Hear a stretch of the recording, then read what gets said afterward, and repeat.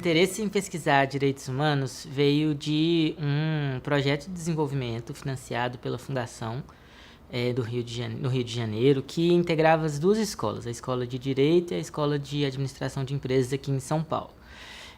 Aqui a gente tinha a professora Maria José e o professor Marcos Vinícius, e a Escola de Direito estava sendo liderada pelo grupo da professora Flávia Scabin. De um lado, a responsabilidade social corporativa é, em geral, ou majoritariamente vista como as ações voluntárias que as empresas tomam para ou melhorar a sua imagem, ou para ter uma melhor relação com o ambiente, com as pessoas impactadas pelas suas atividades, ou para construir uma reputação social que lhe permita algum tipo de alavancagem nas discussões sociais ou políticas. Então, a responsabilidade social é uma ação estratégica, voluntária e que a empresa toma de acordo com seus objetivos econômicos, por assim dizer. Enquanto os direitos humanos, se eles forem despolitizados, se eles não forem vistos como um direito que é político, porque os direitos eles são fundamentalmente garantidos na arena política, por assim dizer.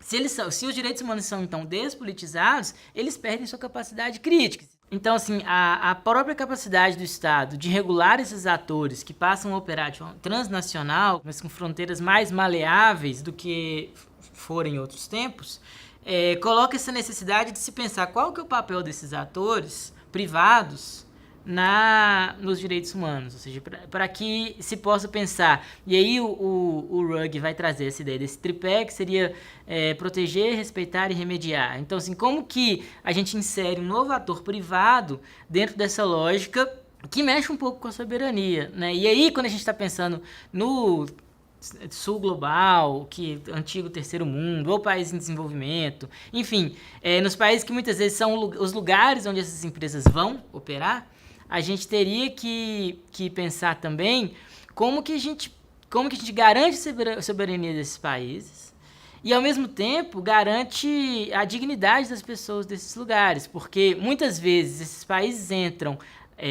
nas cadeias de produção globais porque eles podem fornecer mão de obra barata. Será que esses países conseguiriam continuar fornecendo essa mão de obra barata? Será que a gente deve obrigar?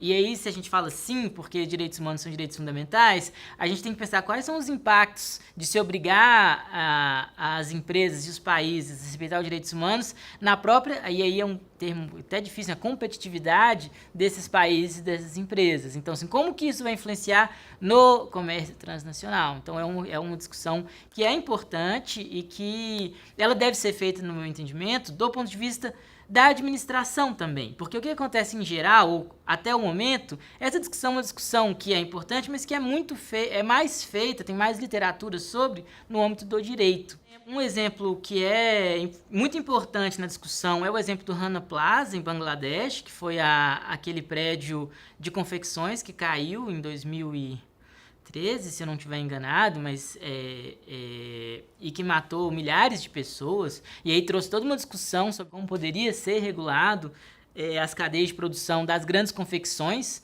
que como se sabe, é um setor que usa muita mão de obra, então que o peso da mão de obra é importante. E aí eu acho que esse exemplo é interessante porque ele vai mostrar, de um lado, como que a falta de regulação é danosa à vida, né? E a gente tem que olhar para isso com cuidado e com respeito, e ao mesmo tempo, vários estudos vão indicar que trabalhar nas confecções melhora muito a qualidade de vida das pessoas que estão nesses empregos, ainda que sejam empregos ruins, precários, longas horas. No Brasil, a gente pode pensar no caso da Samarco, recentemente, como um caso paradigmático, né? A ruptura da barragem que destruiu uma vila, né, a Vila de Bento Rodrigues, mas também destruiu todo um ecossistema, né, destruiu um rio, que é algo, enfim, que não consegue colocar um preço nisso, porque tinha todo um modo de vida em torno daquelas águas, né, tanto dos povos ribeirinhos, mas também de comunidades indígenas, pessoas que perderam todo um modo de viver, né? Bento Rodrigues era uma vila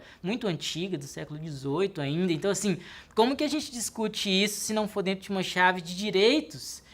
Porque ultrapassa um pouco a lógica meramente econômica e passa a ser direito ao bem viver, direito à terra a uma terra que não está poluída. Mas a gente também pode pensar em casos até menos complexos, quando da construção de um estádio, por exemplo.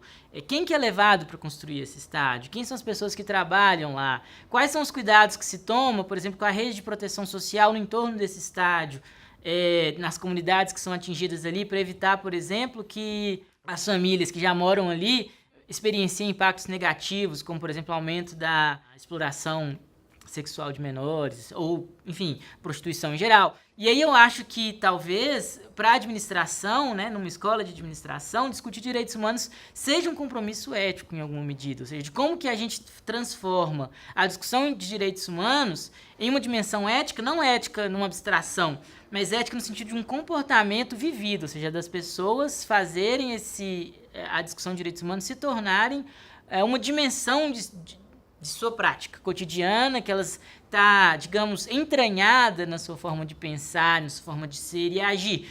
Porque se não for assim, vai ser sempre algo que a gente vai fazer o mínimo possível para passar nas regulações. Faz um checklist aí, qual que é o mínimo possível, o que eu tenho que deixar de fazer ou fazer para não ser acusado. E aí vira só isso.